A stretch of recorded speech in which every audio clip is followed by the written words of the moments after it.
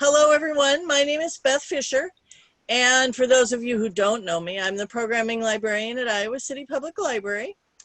I'm going to ask that you mute your microphones now so we don't have feedback.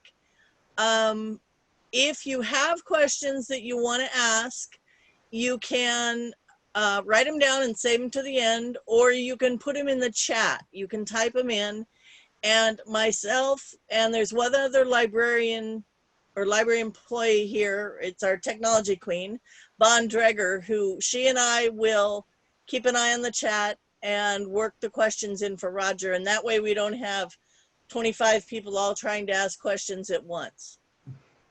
Our guest tonight is Roger Hartwell, and he is the Director of Marketing and Communications for Seed Savers Exchange in Decorah.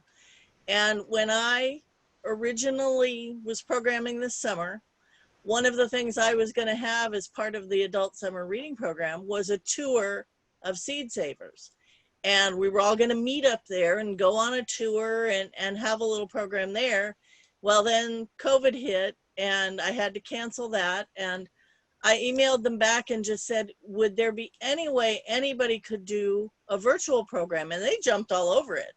They were very excited with the idea. So Roger, I thank you for, excuse me, for being here tonight. And I will let you go. If you need anything from any of us, just let us know.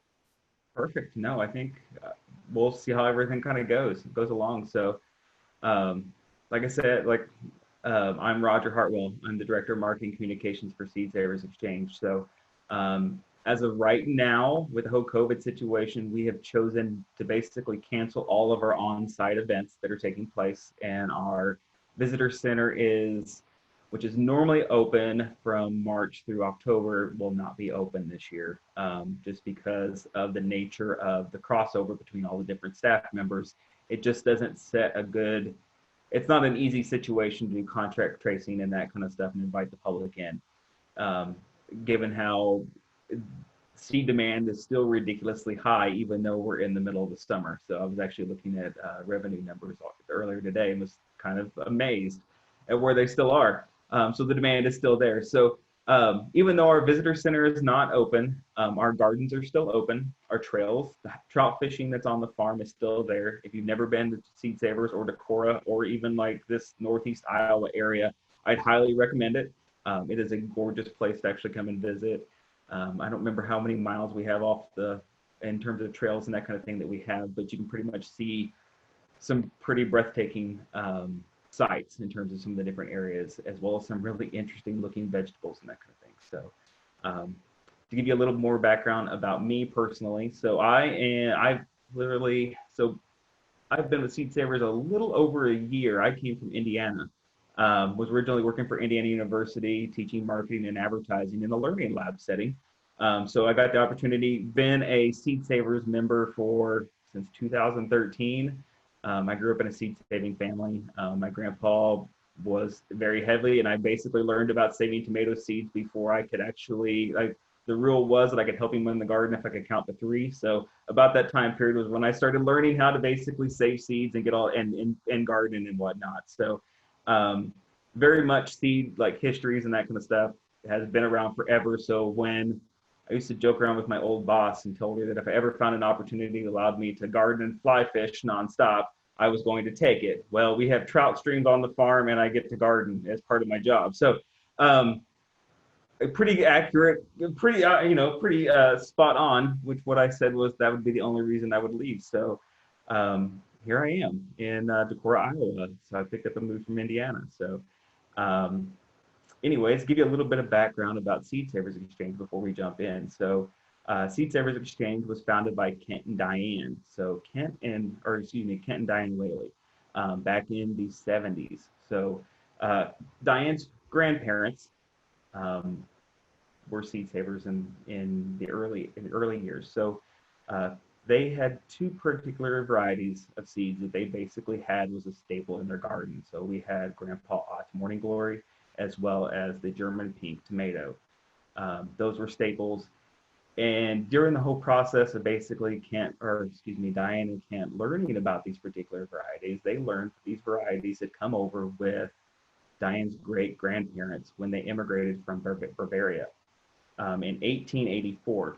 So didn't realize that those varieties were out there. And then they started basically piecing it together that there really was no one to actually steward these varieties once her grandparents were gone. Who was going to take care of these family treasures that they had basically been around for years, or forever? So that's where Seed Savers came along. So it was the solution to that problem. So in 1975, Seed Savers Exchange was founded in Missouri, with the first two seeds being Grandpa Ott's Morning Glory and the German Pink Tomato, so which are now some of our staple varieties. The mission Seed Savers Exchange is to conserve and promote America's culturally diverse and endangered garden and food crop heritage for future generations by collecting, growing, and sharing heirloom seeds and plants. So obviously, collecting makes sense. But I just told you kind of how everything got started was basically picking up those seeds and taking those and collecting them. Growing them, we do grow them on our farm. Every year, we basically have to regenerate our collection. Currently, our collection houses over 20,000 varieties of the different seeds. So they do have to be grown up because they are alive. They are live plants, so they will basically disappear if they aren't actually taken care of. In addition to the 20,000 varieties of seeds, we have over 700 varieties of potatoes. What was it? 2,400 varieties of apple trees. We have one herd of heritage part cattle, which is amazing if you've never seen a white cow with a black mouth, or basically a black nose and black ears. They're very interesting to look at. So heritage poultry that hangs out on the farm. So our farm also consists of basically 890 acres. So where all this stuff is housed. So you can come and see it all. It's all out there for people to see. In terms of sharing heirloom seeds and plants, the part of our mission basically comes out. You will see that take place within our seed catalog that we put out. We also have the exchange and the yearbook. So the exchange is the digital version of our yearbook, which is our gardener to gardener seed swap. Which that means is gardeners across the country, they submit their varieties that they're willing to trade with people for the cost of postage. And you can get access to over 20,000 listings that are actually put on that catalog. So it's kind of nice because you can actually find someone who's been growing a bean you've been looking for that's possibly in your state that you've never met. Or a variety that, in some cases, there's even varieties that are custom bred by the individuals, and they want to basically share it and make it available to everyone. So they've made that available on the exchange. So we also take that opportunity with the exchange to basically share varieties out of our seed bank. So we refer to ourselves as an open source seed bank. We are not like the Fort Collins or any of those kind of things where it's very hard for home gardeners to get access to these seeds. We want them out in the community, and so we make it available when we have the seed available, or the seeds available. We make them available on the exchange for gardeners to request. So, so you can get some really interesting beans, you can get some really interesting squash. It's an overall fun program to actually take a part of, and you don't have to be a member of Seed Savers Exchange anymore to actually take part in these programs. So, move along here. That's a lot of information just right there. So why save seeds? So this is the big question that comes up because, pre-COVID and pre the seed rush that came out this spring, people would tell me there's always going to be seeds that are around. And then this year happened, and seed companies across the country were basically saying, we can't take any more orders. I'm sorry, you can't have your seeds this year. So why save seeds now? To look at it, it actually has a different context in how it actually plays out. So one of those things is the connection to our history, the connection to cultures. Trying to remember what her name is. Let me look up her name here. Virginia Nazarea, Nazarea, wrote a book years ago that was basically entitled Heirloom Seeds and Their Keepers, where she talked about as people were uprooted from their communities or their cultures from civil unrest, or they just had to move for different reasons, they would actually take their seeds that they grew in their home countries or in their home regions or with them, to have that sense of culture and place that they basically could take with them to their new location where they were going to be for living. So fascinating book, Heirloom Seeds and Their Keepers. If you want to research or read more about those histories that she basically went through and studied. So other reasons to save seeds, to preserve them, so keeping them around, as Diane and Kent basically outlined in those first two varieties that came to Seed Savers Exchange. It was to preserve them and keep them around. That's literally one of the big reasons that Seed Savers is here, is to keep them available to people. Self-reliant. You don't have to go to a seed company. Once you get to the point where you're saving seeds, you don't have to go and try to ask to get that. You can share them with friends. You can make some really good friends by providing some really good seeds for them. And to contribute to a stronger food system, gives you the opportunity to garden in your backyard, garden at a community garden. One of the jokes that I used to joke around with people was there was an article that actually came out years ago, and a guy was always in what was it? He was at a pumpkin growing contest for the largest pumpkins. He would win the contest every year. He would share the seeds from his pumpkins that won every year with his neighbors and everyone in the community, because his philosophy was that he didn't want inferior pollen in the community. He wanted to continue to have the best possible pumpkins. So he contributed to that resilience that comes from local communities out there. So that's some of the reasons why. Everyone's kind of got their own reasons. I love the history that goes along with them and being able to track back that history. That's why I grow a lot of the different varieties that I do. Plus, you get some really good tasting things, because over the years, it's been customized for the home gardener and based on someone's taste. So versus what shipped here or something. Saving seeds as a gardener. So what seeds can you save? So this is the big question that usually comes up. What does anyone know the difference between a heirloom seed and an open pollinated seed? This is going to be my one interactive part here. See if anyone can get that.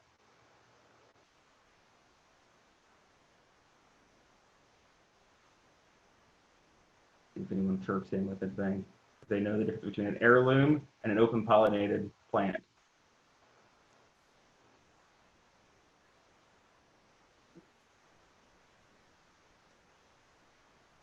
Well, genetically, I would think it would have something to do with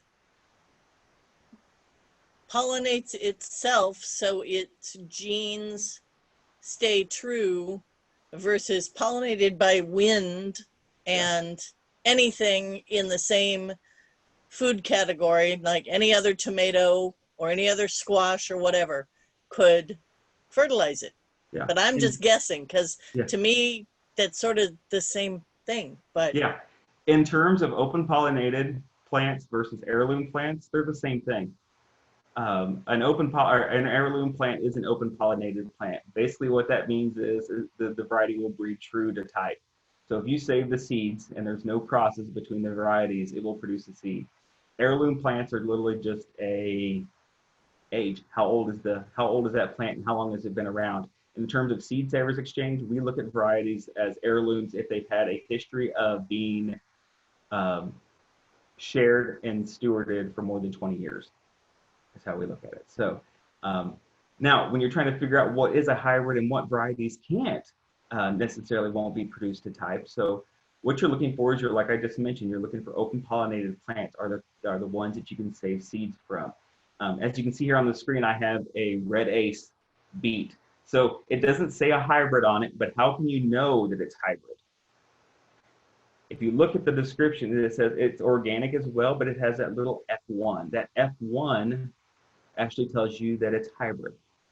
That F1 means that it is one generation past the cross of the two plants that actually produced that variety.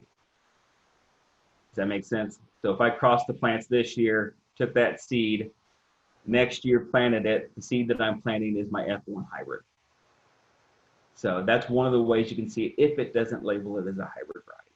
So you're looking for open pollinated, high quality open pollinated varieties to save seed from.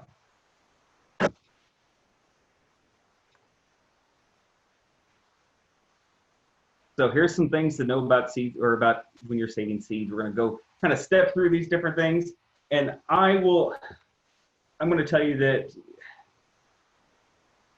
we'll get through it. So I'll explain as I go ahead. So still working through this thing. So know your plants. So this is kind of the fun part of actual gardening, because a lot of people don't actually realize this. So when you're doing plants, plants will cross within a species, but they will not cross if they're not the same species. So give you a rough example, a zucchini and a yellow squash will cross because they're part of the same species. But a zucchini and a Long Island cheese pumpkin are not the same species, so they will not cross between each other. It's also it's a little more complicated. You can go from a green bean that's traditionally grown, let's say dragon's tongue bush bean, will not cross with a lima bean. It won't cross with a soybean because they're all different species of plants. One thing that a lot of people don't actually realize is when you get into cabbages and broccoli and kale, as listed in the bottom there, they're all the same species of brassica.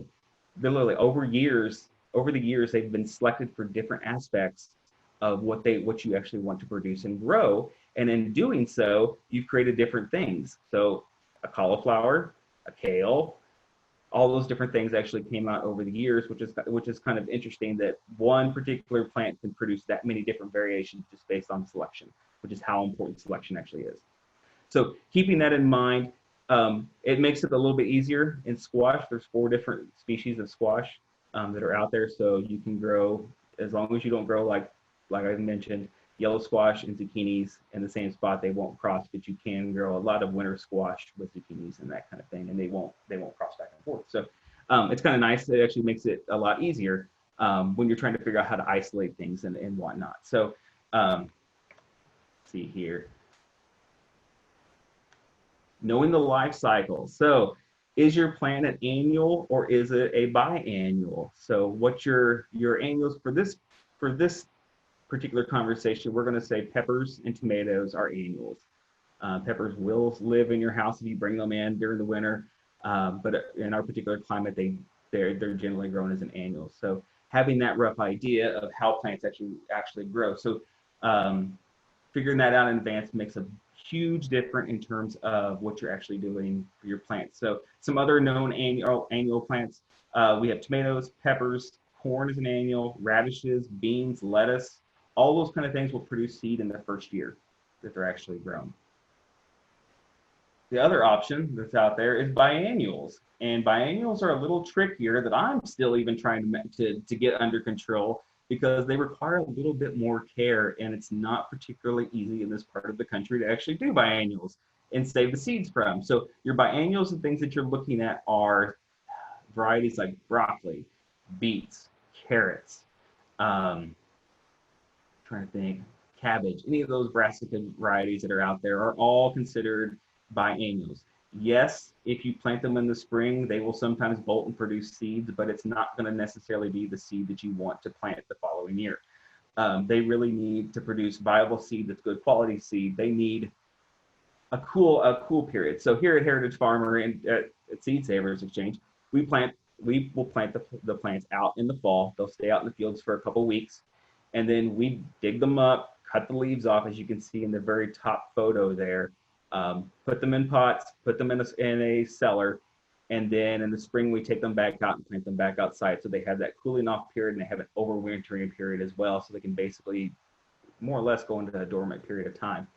Carrots are done in the exact same way, except when we replant them out, we cut the carrot off, most of the carrot anyways, and plant it back out in the field, and then they're allowed to basically set seed after they've had their cooling off period. Watching my time here. So this is the tricky part. In my opinion, this is one of the tricky parts. If you're doing just regular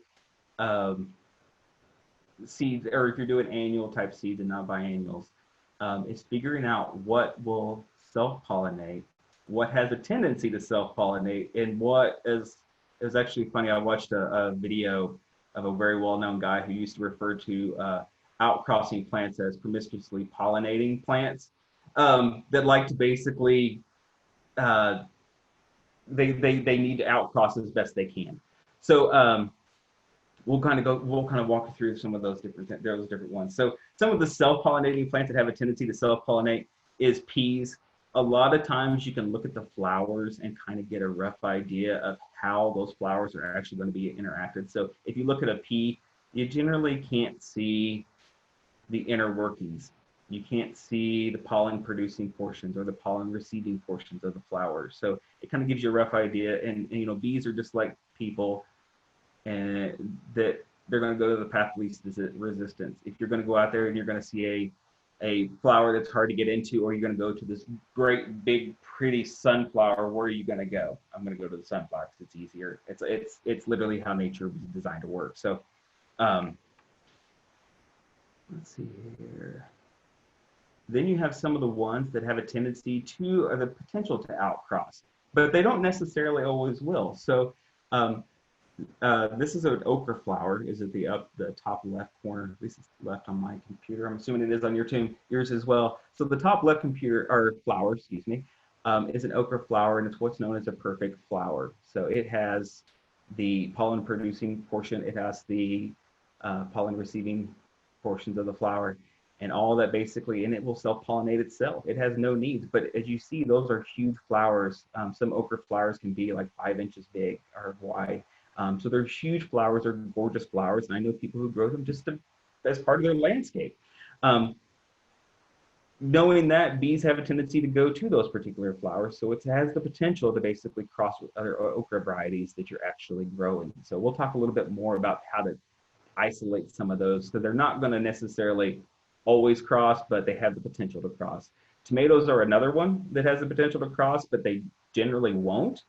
But you just have to basically build some potential, or build in some basic extra space as the potential that they could cross. As you can see here, there's 2 different flowers of a tomato here. One, you can see the one on the left side actually has the pollen receiving portion of the flower actually sticking out, which means it could potentially cross, whereas the one next to it doesn't have any of that kind of stuff. So these are traditionally basically pollinated by either the wind jiggling them or a bee trying to get into them and not being able to. The vibrations will actually pollinate the flower itself. So it's something that the potential is out there. It's kind of fun when you look at some of these different flowers and see the variations between our varieties.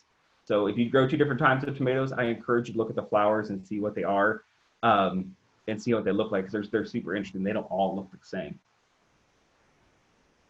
And then we have the outcrossers, the ones that are going to cross because that's just what they want to do. So these are zucchinis, squash in general. Squash actually have a unique setup to where they will actually produce, they're not perfect flowers, which means they will produce a pollen producing flower and a fruit producing flower.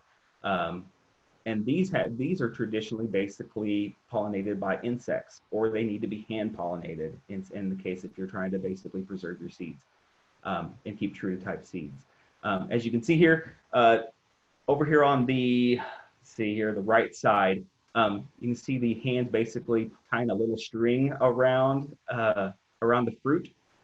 That is a very common trick. So what's eventually going to happen is so you hand pollinate the flower, which basically you go around and you take one of the pollen producing flowers and you stick it in the flower, the pollen receiving flowers that have the fruit on the end.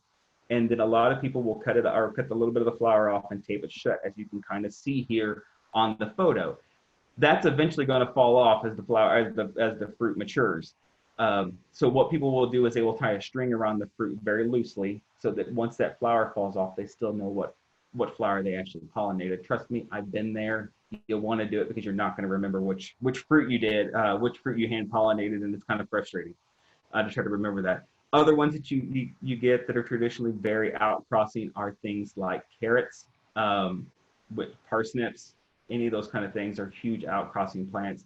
Carrots are particularly tricky around and basically in just about every part of the country because of the nature of Queen Anne's lace, which is also a part of the carrot family. So it will cross readily with that. So you have to kind of watch out when you're doing that. So we'll talk about some more ways to basically do some isolations and different things like that too. Let's see here. And then we have the wind pollinators. So these are a little tricky, especially here. So corn is a heavy wind pollinating plant. Heavy, like heavy, ridiculous. If you've ever been in front of a cornfield and had the pollen blow across the corn and get in your eyes, you've been there. So it's going to require hand pollinating if you're going to keep it pure, or you can do it based on time um, isolation, which we'll talk a little bit more about here shortly. So um, it's just literally you have to research the plant when you're going to do your seed saving, get into that portion of it. It takes a little bit of research just to figure out how the plant likes to basically um, pollinate itself. And once you get that down, that's the tricky part. I usually recommend people that are getting into seed saving start out with one or two varieties and then build from there. Not jump into everything because you're going to overwhelm yourself super quick. So it's just kind of a little hint on that. Another one that people don't realize is heavy is wind pollinated is beets. So it's kind of interesting. So to actually see that. Let's see here. So when saving seed, one of the big things that come up is how to isolate plants. So I'll just preference this by basically saying my experience with backyard gardening and seed saving is that you're really going to use a mixture of all these different techniques, and then I'll talk about a few different ones that are actually out there that you can do also to be a home gardener, or even being an urban gardener, or for that nature, a community seed saver or community garden seed saver, which I've done in the past and can be kind of challenging as well. So it really takes them being some creative and keeping in mind that nothing's going to be perfect. You're literally just doing the best you can with the situation that you've got. So keep that in mind. So don't get frustrated when going through this whole process. If you want to save seed, if you make a mistake, that's totally fine. I will tell you right now, I have two peppers that I thought that I had isolated 2 years ago. I isolated perfectly, no problems. Guess what? I have a cross between those peppers, but I'm super excited because I may have created a new variety that's actually going to be amazing. So I'm curious to see what they actually end up doing. They look really neat too. So it happens, and just kind of roll with it. It's kind of fun. So isolation by one variety. This is pretty straightforward. You just grow one particular variety. If you're going to grow beans if you want to save seed from beans, instead of growing 5 or 6, 7, 10 beans in an area, you grow one bean variety, which makes it super easy. I've done it, and it's a lot of fun to grow just one variety, because then you don't have to worry about all the different crosses that can actually take place. You can just worry about that one. Also, it helps if it's a plant that tends not to do a lot of outcrossing, because then you don't have to worry about what your neighbors are doing either. You can just kind of go with it and see what happens. Let's see here. Isolate by distance. So this one gets a little trickier for home gardeners. So the self-pollinating varieties are things like we have a lettuce and we have a pea here listed. You're looking for 10 to 20 feet, depending on the area you're located at and the bugs that are out there in that area. But generally, 10 to 20 feet, beans and peas and lettuces, you're going to be fine. So some of the potential outcrossers, like we mentioned, tomatoes, it's probably not going to happen, but it could happen. So you throw in that 50 to 100 feet. Then we get into a little bit more complicated versions, which are, like I mentioned before, our heavy outcrossers that need to cross, like our squash and our brassicas and those kind of things. They get they like to pollinate, and now you're looking at distances of 1/4 mile to actually be able to do those. Like I mentioned before, not everyone has a 1/4 mile between them and the next person who's growing squash. So you just kind of do the best you can.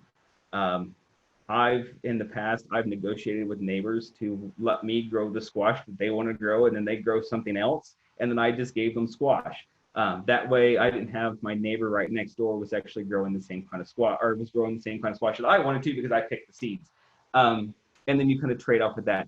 Now, also, sometimes the 10 to 20 foot or the 50 to 100 foot range can be a little bit harder to do as well. So another way that I went in the past about closing that gap and making it a little bit more reasonable for like a home gardener type situation is you plant a barrier plant in between the two different varieties. So let's say your garden is, let's say it's 20 foot wide. And so you would plant one row of beans on one side of the garden, one row of beans on the other side of the garden. Your garden is still only 20 foot. So what can you do to kind of up your ante that you're not going to have a cross? Well, what you can do is you can actually plant something in the middle that looks amazing to bees and other things like sunflowers. Anything that kind of creates a barrier that's literally going to attract them, that stops them halfway. So literally when they're trying to basically fly over to the other side of your garden, they're going to get stopped because they're going to see these amazing flowers that they just can't pass up. So that's one, it's a great way to basically cut down on that amount of space, because by the time they get done digging around those flowers, they're probably not going to have a lot of that pollen left on them from the previous plants, or even or less pollen at least, to kind of up your ante of not having a cross. Let's see here. Isolate by time. So this is literally just the process of planting a staggered or planting. As basically a lot of people will do is they succession plant their lettuces. You can do that in the seed saving perspective as well. So one of the things we do to try to lessen the possibility that we'll have crosses. Obviously, we're in Iowa. Corn is king in terms of that. So we will plant varieties of corn that will actually be, by the time ours is pollinated and growing, the field corn in the area is actually just starting to tassel. So that there actually is no possibility that there could actually be a crossover with that, because corn can actually travel for miles, the pollen on corn. So you can do time staggered that. You can do it with radishes, any of those short growing season plants. It's harder to do it with things like beans because they pretty much produce pretty much the entire growing season. And by the time they actually have stopped flowering, by the time they basically dry down, it's pretty close to to the fall, and it's actually going to be hard to get those to actually dry, to actually get them to the step where you can actually save them. So the time isolating by time is fantastic for a small gardener to actually be able to process. And you basically get to stagger your harvest too, especially if you're doing lettuce. You can pull a few leaves off those. Isolating by containment. So this is kind of fun. If you've never done things like blossom bags on tomatoes, it's something to keep in mind. So blossom bags is what you see on that left top corner there. It's basically a little bag that goes over the blooms and prevents bees and other insects from getting access to the flowers, just in case there is some of those pollen receptive portions of the flower that's actually hanging out there. So the nice thing about it, so you can go to our website, Seed Savers Exchange website, and you can purchase those bags, or you can go to a party shop and you can buy the little gift bags that are out there, and it's the same thing, and they're a fraction of the price in most cases. The other options that are out there, I know people who literally just wrap cloth. You want something that's light, because obviously you don't want something heavy once the rain hits it, to basically just block out. So I think it's referred to as muslin cloth is also a really good one. If you're good with a sewing machine, you can make your own little bags. They're about 2 inches, 3 inches wide squares. And then you put something on to basically pull them tight around the plant. Once the fruits form, you can actually take them off. And then it's another situation where you want to make sure that you wrap a piece of string. I used to use a string, or I used to use red ribbon, because it stood out because I had nothing else in my garden. It was red. Other than when tomatoes started ripening. So you can go back through and you can actually see what tomatoes had been isolated, and you can actually make sure that you have straight up seed or pure seed with that. The other option is you can do bigger cages, which is super hard with home gardeners. And in most cases, which are literally just cages that basically block out all insects and whatnot trying to get into the garden. You can make smaller versions of these and put them out there. You just have to, one of the things that you have to keep in mind with cages is that you need to know how the plants that you're basically putting in that cage pollinate.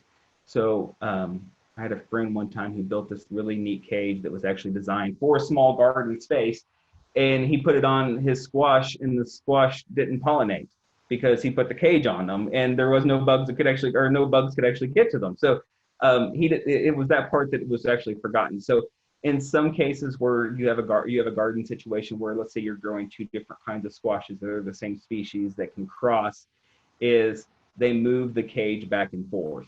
So they will, one day the cage will be on a particular variety. The next day they get it before the bees are out there. They move the cage to the next variety so that there's not the opportunity for those two varieties to cross, because they're both contained on two different days. So that's one way you can basically go about isolation. Sunflowers will self-pollinate. As you can see here, they're basically, obviously those flowers are huge. So they have to be basically bagged just in the same fashion that you bag a tomato or blossom. So to make everything work. So if you do go by the cage option, as we just bounced around, as you can see here down in the very bottom, one of the things they're actually doing in the bottom right corners are actually releasing bees into the cages to actually pollinate, so that the cages don't have to be used. You can buy mason bees. You can also do house flies in those cages, and they'll actually work. It just depends on what's available in your area, and what you can actually order at the different times of the year. So, but yeah, it's always funny when we have a shipment that comes in and people are like, I'm looking for this package, it's bees, it's got to be refrigerated. I'm like, okay. It's just kind of an odd thing that comes up every now and then when you're passing the shipping room. So, Roger, I'm going to step in with a question here from the chat. Somebody wants to know, where can they get information about whether a particular plant cross-pollinates, self-pollinates, etc.? Yep. Can you comment specifically on asparagus? Yes. Okay. So asparagus, I believe, I'm wanting to say that it's self-pollinated, but I'm not 100% sure on that one, because I'd had to look it up. Because every time I've ever planted asparagus and worked with it, it's always been based on the crowns. In terms of resources that are out there to actually find that, or to figuring out if it's a self-pollinator or any of that kind of stuff, I can recommend two books that are actually come to mind. They're actually both produced by Seed Savers Exchange. One is The Seed Garden, which is the new version that we produced. I think it was 2015, I think it's when it was came out. The other one is Seed to Seed. They're both available on like Amazon or Chelsea Green Publishing, or you can get them from Seed Savers Exchange. They will cover all that information on what's self-pollinating, what's not, and then give you they'll even go as far as to actually give you the recommendations on distance to isolate. They'll give you the information on the names of the species names, so you can actually know whether they're actually going to cross or not. So those would be my choices. You can also search on the internet, and a lot of times you can find it just by searching on some of the different different university websites too out there. And I'm going to put in a completely shameless plug. Call the library. Yeah. Or you can also call your county extension. Right. Most of in Iowa anyway, the Iowa State Extension offices have horticultural question lines, and you can call in that question, and they will either know, they will have the book, or they will get back to you with the answer, just like the library. Yep. Very true. Very true. So. Or you could even call Seed Savers and just ask. Yeah, honestly, if you send an email, it's probably going to come to me, and I'm going to forward it to our preservation department, and one of them will answer any questions you have. It's kind of nice. They're willing to. They're super excited to answer any of those kind of questions, because I obviously need someone's interested. And it also tells me that we probably don't have it on the website, and we probably need to have that information on the website, and then I could basically process my getting that basically taken care of and updated. So. But yeah, so get on my notes, make sure I cover everything. Okay, know how to harvest. So this is actually the fun part, because it just depends on how everything is actually going to come in. So these actually, I'll point it out. So these bags right here are actually what's referred to as lettuce bags. So lettuce will self-pollinate. So you wrap them over to keep them from basically crossing, and it's super nice because they don't need very much space. So if you're going to try something new and try seed saving, lettuce and beans are probably your two best choices to actually try out first. If you love tomatoes, try a tomato, because it's just a little bit of challenge in terms of the actual processing of the seeds. But I can tell you how my grandpa used to do it and how I do it. They're two different ways, and they both are effective. So we'll go over that here in a second too. So So dry beans or dry seeds. So what are dry seeds? Dried seeds are anything that's basically, when you pick it, it's dry. So they're things like legumes. So peas, beans, anything that you're going to allow to dry on the plant. Um, let's see some other ones. So uh, excuse me. So any of the brassicas, so broccoli, cauliflower, okra. These are varieties that are not traditionally very wet and have a very wet flesh to them. So nothing. So if you think of a tomato is very juicy. It's very watery and all that kind of stuff. These particular varieties that basically will go to seed and be considered dry seeds don't have that watery, fleshy aspect of them. So if you've ever let your beans go dry out on the plant and you think, oh, I can't do anything with it, or it's gotten too big or any of that kind of stuff, and it starts basically thinning out and turns a little brown, that's your dry seed that's out there. So okra is generally actually really pretty when it starts to basically dry out, because it'll actually crack and tell you exactly when to actually cut it off or plant. It just gets a little woody at that point too. Um, so how to get the seed out of, for dry seed, how do you get the seed out? It's some of it's hard work, some of it's not. Beans are super easy because literally once they basically dry down, they pretty much will shatter and let all the seeds out. Lettuces and different varieties like that, you can literally put them in, as you can see the guy here with the trash can, you can literally beat them in the inside and the seeds will drop out into the bottom end of the trash can that you're looking for. You can crush the beans. I knew guys who used to put beans in uh, pillowcases, and they would beat them on the ground, and the cases would pop open, and literally when they got done, they just cleaned out the cases and the beans were in the bottom of the bag. It was super easy and whatnot. And then you have things like, it was actually funny last fall, we were processing, I believe it was parsnips, and our field ops team had a hammer and was a rubber mallet and was basically beating the pods open because they were super tough to get out. So some of them are a little tough, but most of them are pretty easy to actually get out and actually fun.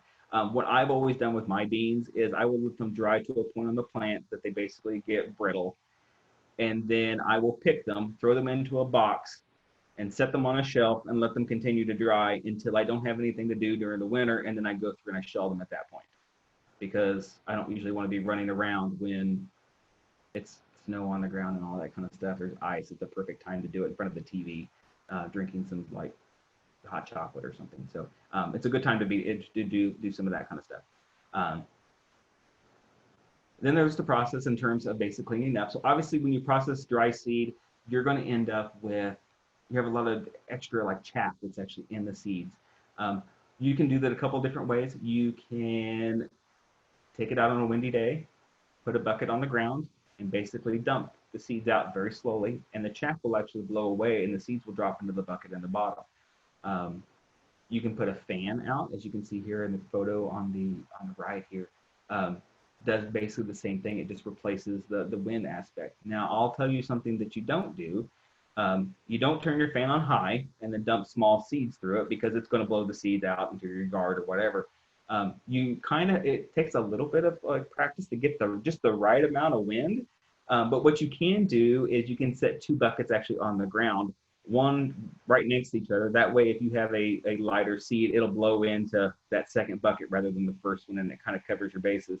I will encourage you not to do this in your house. A few years ago, I had beans and I don't have time to do this. I need to get these cleaned up. I wasn't going to plant them the next year, so I needed to clean up the seeds so I could basically store it a little safer. And I put on a fan and I did it in my house, and it took me 2 weeks to clean up the chaff. So don't do that. That was not a good idea, but it did solve the problem that I had at that exact moment. So it's something to keep in mind, but it's a very far backup plan if you do decide to go that direction.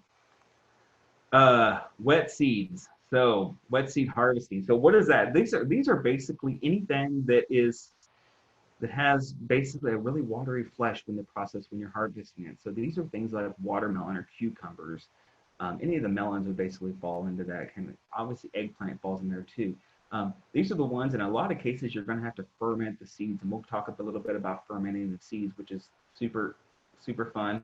It's interesting. It's weird, but it's very effective. And I'll tell you two different ways you can basically go about doing it. So that's something to keep in mind. So if you're looking to keep any kind of the melon seeds or any of that kind of stuff, you're going to be looking at a fermentation process. You're going to be looking at dry seed processing. So.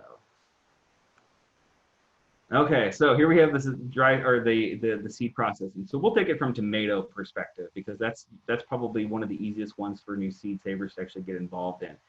When you're doing tomatoes, let the tomato basically ripen fully. So if it's just now turned red, don't pick it off the plant. You want to kind of walk up and kind of squeeze the tomato just a little bit, and it'll start getting softer and softer and softer. You don't want it to be to the point that it falls apart and it's almost rotty, but you do want it to be a little squishy when you're doing that. So at that point, the fruit is overripe, is what it is. It's not going to necessarily be the best eating fruit by any means. It may even start to kind of bubbling a little bit, which is a sign that's actually starting to ferment on its own. So what you'll do is basically you can, in most cases, you can just pull it apart and kind of run your finger through and just run the seeds out into a bucket or a cup or any of that kind of stuff. As you can kind of see here what the ladies are doing here. Dump them into the bucket. You can see the flesh and all the different stuff, the outer coating that's actually on most of the seeds that the tomato has. Put it into the bucket. Everything goes into the bucket. Then you're good to go. Now, this is where my grandpa and I differ in how we used to we process seeds. So he would take that seed and instead of putting it into a bucket, he would put it onto a napkin and let it dry, and it would be good to go. He had no issues with that. I go through the next process and then what we actually do because I think it's a lot easier than his process. So, but everyone has their own thing and whatever works for them. So that's what I encourage people to do is whatever works for you, do it. So we'll go into the next here. So this is the fermentation process. So once you get your tomato seeds and they are located and you put them into a jar, you're going to add a little water. This basically dilutes down some of the acidic levels of the tomato. And then you're going to just set it on your counter. And then roughly in about a week, you'll have mold that'll start growing across the top, and you'll have this weird little like fermented tomato smell that'll be coming from. It doesn't smell great, but it's effective. That is basically the fermentation process, and the bacteria and yeast cells that are basically in that jar that are producing the mold and everything that's on top basically are going through there and breaking down that little jelly-like substance on the outside of the seeds so that when you go to the next stage, the seeds clean up and are pretty much perfect in terms of what they look like when they come out. That's what gets your seed. This is the process that commercial seed goes through to actually get it to where it looks different than what you would do if you're just saving it and putting it on a piece of paper.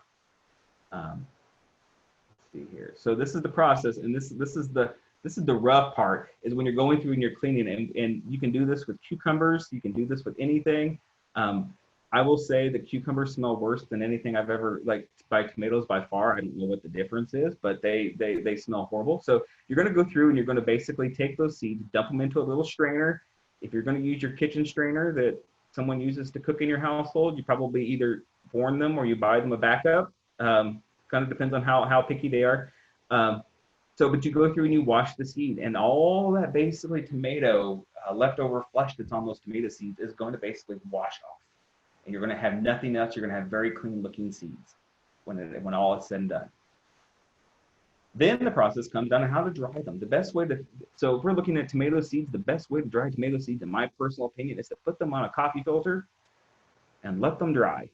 It works better than they're more durable than a paper towel by far. You can put them if you have some kind of screen. I don't know if you can find a screen small enough for tomato seeds and that kind of stuff, but they work substantially better than a paper towel. The one thing that that they don't usually tell you when you start working with seeds and like tomato seeds is you kind of got to touch them. You've almost got to massage your seeds a little bit in a very light, gentle way. This prevents that whole situation. If you've ever tried to save tomato seeds, they want to stick to the paper that they're on. So if you put them on a coffee filter, let's say, wash your hands, go over to your seeds, and just kind of run your hands over them a little bit, and it'll start breaking them up before they've gotten super dry, so that you end up with individual seeds over time, and it actually makes them dry faster. if they're being moved around. It'll make it literally, by the time you get done with it, your seeds are literally ready to go into a package and done. So in terms of squash and those kind of seeds, I mean, obviously we're putting them on a screen here. It's super interesting, and you do the same little bit of massaging technique with with those seeds as well, just moving them around so that they can get better airflow. What's going on? So this is the big question that always comes up: too wet or too dry? I tell people to try to err on the side of too dry because it's safer. Wet seeds, so if you're trying to figure out if your seeds are dry or wet, one of the best ways to basically figure that out is to, if you're working with like kind of like a meaty seed, let's say a bean seed, any kind of the round seeds, corn, any of that kind of stuff, is to take a hammer and tap it. If it shatters and goes everywhere, it's dry. You're ready to basically move to the next spot of saving. If you take your squash seed and you bend it over your finger and it bends, it's too wet. It should break. So that kind of gives you a rough idea. And if you want to go to the next step, and just making sure, put some of your seeds in a mason jar, like this, like a jelly jar, something along those lines, and set it out in the sun. Just a few of them, see what happens. If moisture condenses inside the jar, your seeds are too wet.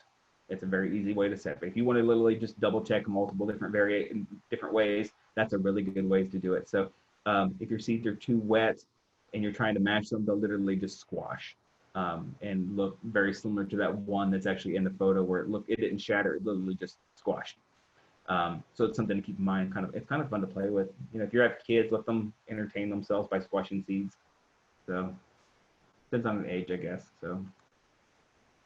So here's the big one. Here's how to store seeds, how to keep them around. So this is actually a picture from our one of our rooms, our storage rooms that we actually have here at Heritage Farms, where we, like I said, we house over 20,000 varieties of seeds. So we have them in kind of an assortment of different ways to actually take care of them. So a lot of the ways you're going to store seeds is going to depend on how long you're looking to store them. So my grandpa used to basically take his seeds and he would save the seeds and he would put them in a little paper envelope and he'd stick them in one of those Christmas cookie tins and he would put it out in the garage because he knew he was going to grow them the next year. Now, if you're going to, let's say you're going to grow 5 tomatoes a year, you have 20 tomato plants that you want to basically maintain. You're going to grow 5 a year. That means every 4 years you're going to be basically using those seeds.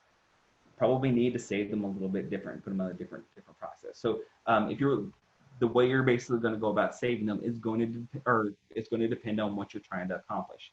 So if you're going to put them in paper, you're looking for basically to use them the following season. If you're going to put them in cloth, once again, you're looking for about the following season, unless you're going to do some special environmental, or if you have a special room that you're going to store them in that's climate controlled and everything. But generally, the way that I go about it is I go with glass jars. Even if I put them in a seed packet, they go into a quart mason jar and they're stored in the refrigerator just to make things easy. Cool, dry spots. So if you have a dry basement and you can do that, you can put your seeds in the basement. Just make sure that they're tight because most basements do have a higher moisture content in them, and moisture is an enemy of seeds. You can also look at putting them in the freezer. I know we say it's good here. The one thing you got to watch out for when you're putting seeds in the freezer is how dry they are. Seeds need to be a little drier to store because of the ice crystals that can actually form within the seeds and actually make them and actually cause some problems with them. So you have to make sure they're a little drier than you would if you just put them in the refrigerator. And the funny thing is that the best way to basically test for dryness is a super complicated process. So it's kind of just a gauging to see what actually works for you in your particular home, because everyone's going to have a different humidity level. So I generally tell people, if you're literally just doing it for a garden or a backyard gardening type situation, you're going to use your seeds every 3 or 4 years. Just keep them in the refrigerator in a mason jar. I mean, you'll eventually get to the point where if you're like me, you have to have a special refrigerator for your seeds. So and it's kind of fun to explain why you're doing that. So it's something to keep in mind. You can also get envelopes, and they actually have heat treating processes where you can actually completely seal them off. I've seen people who've used vacuum sealers to actually do those kind of stuff to seeds, just an extra step. It just depends on how you want to. As long as you keep your seeds dry and cool, you're generally pretty safe. So how do you get started? So as I told you, there's some good seeds to actually get started with. Look at your beans, your peas, and your tomatoes as your good starting point. Your isolation distance, those particular varieties, you don't have to worry a lot about the isolation. You're probably not going to have a lot of crosses in your tomatoes. The fun part of gardening to me is actually keeping records and seeing how things improve over the years. There's little levels of selection that you can actually do in terms of your data. So we're talking about down here at the bottom about keeping records, seed source, where did you get it from, that kind of stuff. But there's also another level that you can actually go on and do is how did you choose which seed that you, or which plants that came up was the ones you planted. I knew a guy who used to go out and he would take a packet, he'd get a packet of seeds or a new variety, and he'd plant, if it came with 100 seeds, he picked 100 seeds. And then he would go through and he would plant all that 100, he would plant that all that 100 seeds out there, and then he would sit there and time them and be like, what came up in the first week? And he would mark those plants.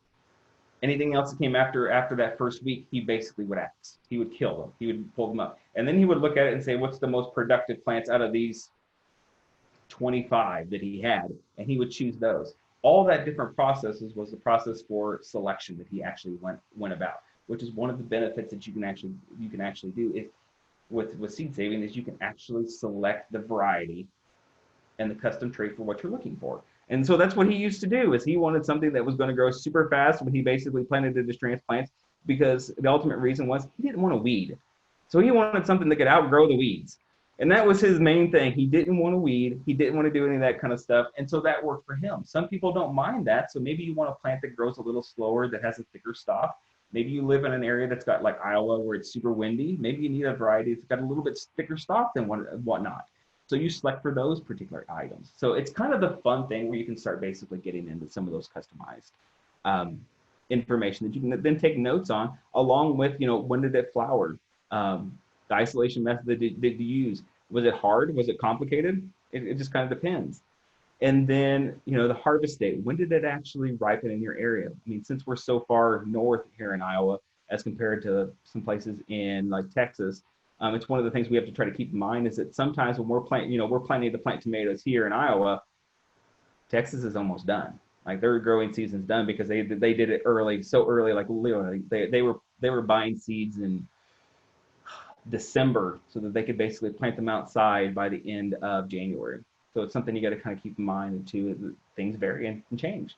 That's one of the things I'm having an issue with, because there is about a 2-week difference in the growing season between where I lived in Indiana and where I live now in Decorah. So still trying to adjust to that whole aspect of gardening here. So, but other than that, I think that's pretty much all my information here in terms of that. So there's our website, seedsavers.org.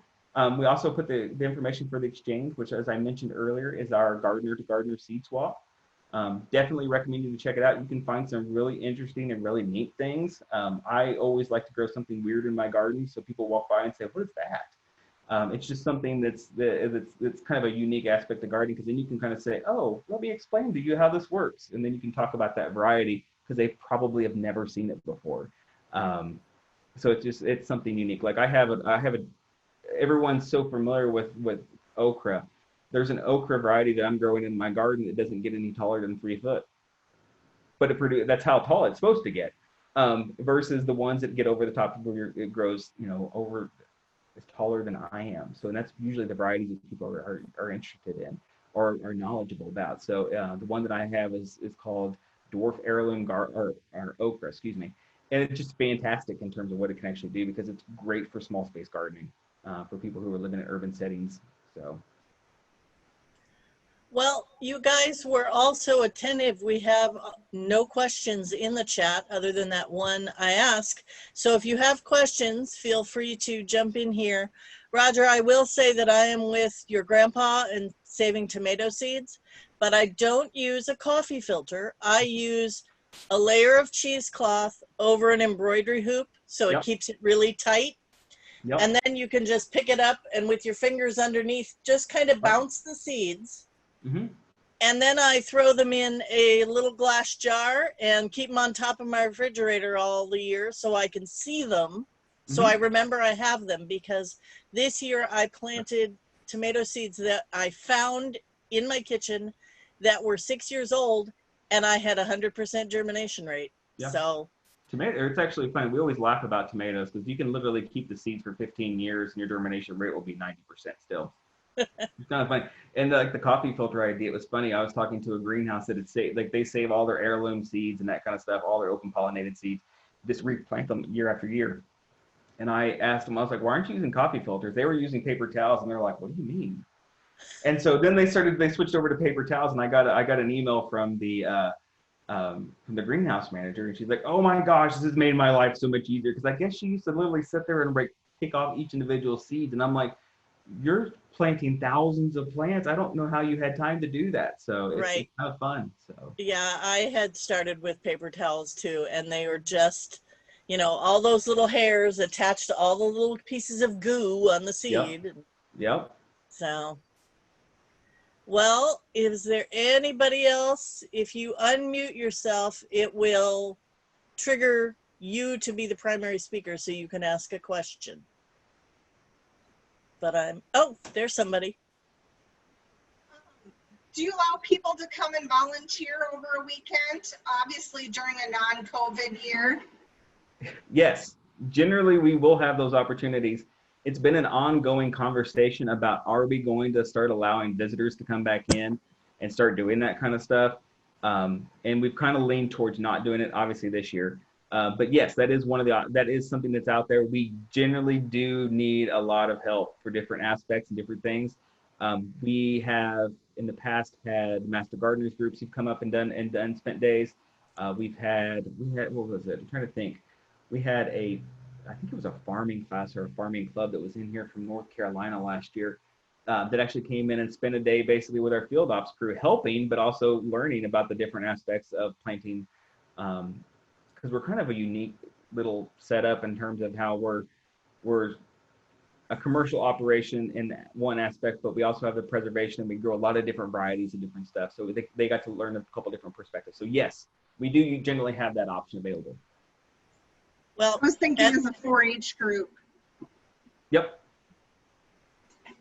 And I have to tell you, if you do plant Grandpa Ott's morning glories, it only takes once, right, and you will have them for eternity. Yes.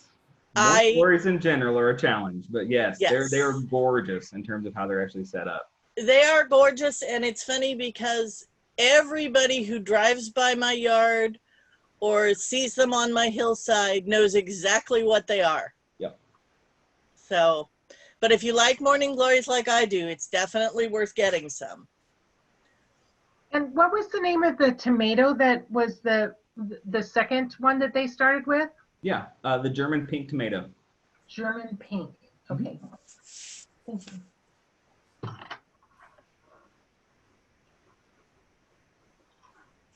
It's pretty good. It's literally a pretty good meaty tomato.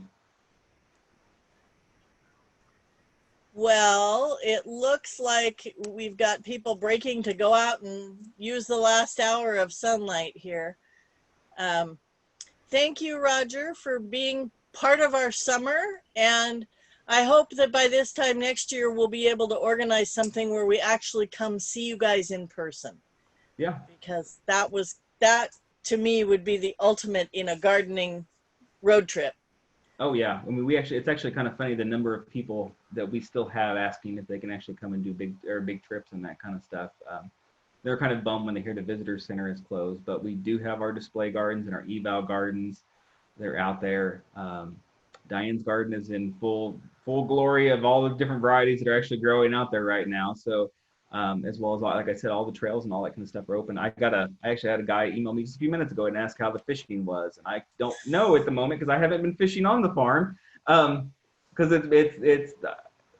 we have a natural spring that's actually all located on the farm, so the water stays cool year round. So even when it's super hot, so like this. So, but wow, we're always inviting people to different aspects of the farm. So, well, as someone who grew up in the mountains of New Mexico, go enjoy the trout while you can. Yeah. Thank you everyone for coming, and thank you. We'll see you later.